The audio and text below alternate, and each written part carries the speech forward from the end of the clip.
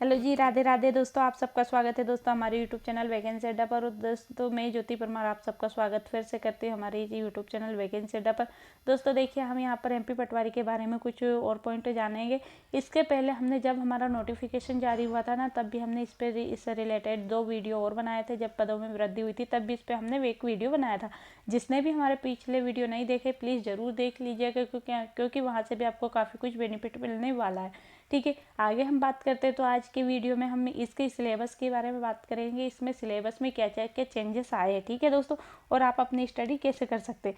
तो देखिए, इसमें एक बार और थोड़ा सा मैं शॉर्ट में बताती हूँ। देखिए, जब हमारा नोटिफिकेशन आया था दोस्तों, तब उसमें कितने पद आपके पटवारी के बताए जा रहे थे, 2736। लेकिन कुछ और इसमें पदों में वृद्धि हो गई और अब वर्तमान में आपके पद कितने हैं, इसमें 6755 आपके पद रखे गए।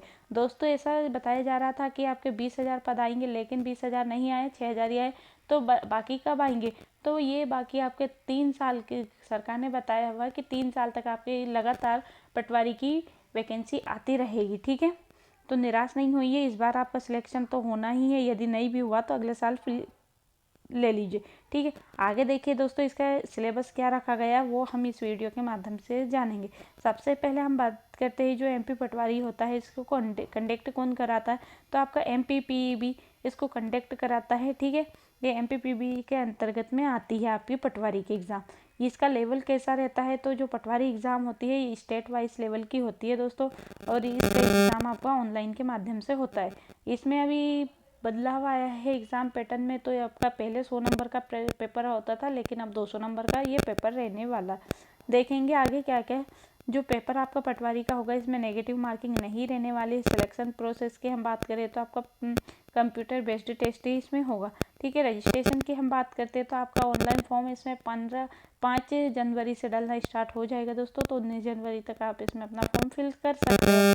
एमपी पटवारी एग्ज़ाम डेट की हम बात करते हैं ना दोस्तों, तो ये 22-23 में आपकी एग्ज़ाम 2023 में आपकी 15 मार्च से ये आपकी एग्ज़ाम ले ली जाएगी। देखिए, इसमें ये प्लस पॉइंट ये निकल के आया दोस्तों कि इस बार जो एग्ज़ाम आ रही है हमारी, ठीक है, स्टेट वाइज, इसमें हमको पहले ही रूबरू करा दिया जा रहा है कि आपकी एग्ज़ाम कब तक हो जाएगी, आपके फॉर्म कब तक डल जाएंगे। तो पहले क्या होता था, 2-4 दिन पहले ही नोटिफिकेशन आता था, और अब इसका 1 महीने पहले नोटिफिकेशन जारी कर दिया। तो पूरा आपके पास 3-4 महीने का समय मिल गया तैयारी के लिए अपनी। कैटेगरी एप्लीकेशन की हम बात करते हैं तो आपकी कैटेगरी वाइज आपकी फॉर्म फीस क्या रहने वाली है। देखिए, जैसे जनरल और अदर स्टेट वालों के लिए, यदि अदर स्टेट के भी अभ्यर्थी इसमें अपना फॉर्म अप्लाई करते हैं तो उनके लिए 500 रुपये देना होगा। SC ST और OBC और मध्य प्रदेश वालों के इसमें 250 रुपये देना होगा। ठीक है, एमपी पटवारी एज लिमिट की हम बात करते हैं तो आपकी एज लिमिट क्या रखी गई है दोस्तों। यहाँ पर मिनिमम आपकी 18 साल होनी चाहिए और मैक्सिमम 40 वर्ष होना चाहिए। देखिए, इसमें एज लिमिट में भी आपको किसी प्रकार की कुछ समस्या नहीं होने वाली, क्योंकि इसमें अच्छी खासी एज लिमिट आपकी दी गई है। साथ ही आपको इसमें रिलैक्सेशन भी देखने को मिलेगा। जैसे OBC वालों के लिए, SC ST वालों के लिए यहाँ पर कितने, OBC को 3 साल का मिलता है एज रिलैक्सेशन और SC ST को 5 साल का। ठीक है, तो उस हिसाब से देखें तो OBC को 43 और SC ST को 45 साल का एज रिलैक्सेशन हो जाएगा दोस्तों यहाँ पर। और यहाँ पर सामान्य और अदर स्टेट वालों के लिए कोई भी एज रिलैक्सेशन नहीं दिया गया है। देखिए, एमपी पटवारी सिलेक्शन सेशन की हम सिलेक्शन की प्रोसेस बात करते हैं ना। सिलेक्शन आपका कैसे होगा सिलेक्शन, ठीक है, तो ये आपका इसमें बड़ा बदलाव किया गया है। तो आपका सिलेक्शन 3 स्टेजों में होगा। सबसे पहले आपको रिटन एग्ज़ाम देना होगा। रिटन एग्ज़ाम में आपके पार्ट A पार्ट B में होगा। ठीक है, फिर आपकी स्टेज B में आपको पर्सनल इंटरव्यू देना होगा। इसका इंटरव्यू इतना टफ नहीं रहता जैसे IAS वगैरह का रहता, वैसे इसका इंटरव्यू नहीं रहता, नॉर्मल सा इंटरव्यू रहता है जिसको आप आसानी से निकाल सकते। स्टेज 3 में आपको क्या करना है दोस्तों, अपने पूरे डॉक्यूमेंट्स को अच्छे से रखना है दोस्तों, संभाल कर, और जिसके भी डॉक्यूमेंट कंप्लीट नहीं है उनको पूरे डॉक्यूमेंट करवाना है। ठीक है, और यहाँ पर आपके डॉक्यूमेंट वेरिफिकेशन करवाना है, और फिर आप अपनी जॉब ज्वाइन कर सकते हैं। देखिए, जो आपका स्टेज 1 है ना रिटन एग्ज़ाम का, इसमें रिटन एग्ज़ाम में पार्ट A और पार्ट B में आपका रिटन एग्ज़ाम होगा, जिसमें पार्ट A भी आपका 100 नंबर का होगा और पार्ट B भी 100 नंबर का होगा। टोटल प्रश्न आपका एक पेपर ही होगा। इसमें पार्ट A और पार्ट B में के अंतर्गत होगा, और समय आपके लिए दिया जाएगा 3 घंटे का। पार्ट ए में आपका क्या क्या पूछा जाएगा, सामान्य ज्ञान पूछा जाएगा 25 नंबर का, फिर इंग्लिश पूछी जाएगी दोस्तों 25 नंबर की, हिंदी पूछी जाएगी 25 नंबर की, सामान्य गणित आपका पूछा जाएगा 25 नंबर। जो इंग्लिश थी ना दोस्तों, यहाँ पर पहले इंग्लिश नहीं थी, साइंस भी नहीं थी, ठीक है। इन दो विषयों का भी यहाँ पर पार्ट ए में जोड़ा गया है।